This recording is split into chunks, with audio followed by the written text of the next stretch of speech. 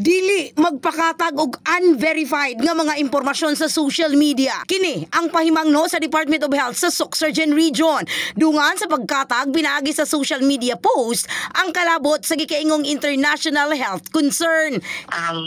Kasalukuyang hindi sinusuportahan ng mga maaasahang mapagkukunan ng impormasyon ang kumakalat ng mga social media post tungkol sa isang di umano'y international health concern. Dugang ni Jed Jane Sino, Emerging and Re-Emerging Infectious Disease Regional Nurse Program Manager sa Department of Health sa Region 12, maghatag og saktong impormasyon ng ilang mga sources kalabot sa alleged international health concern. Wala po itong kumpirmasyon mula sa binanggit na bansa o sa World Health Organization.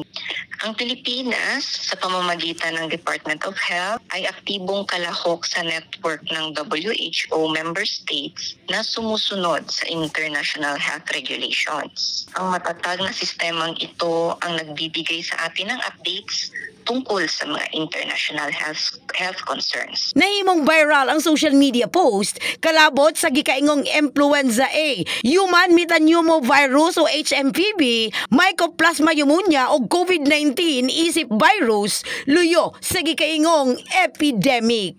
In the heart of changing lives. Kini sa Brigada Richelle Gubalani, alang sa 89.5 Brigada News 7 Gensa, The Music and News Authority.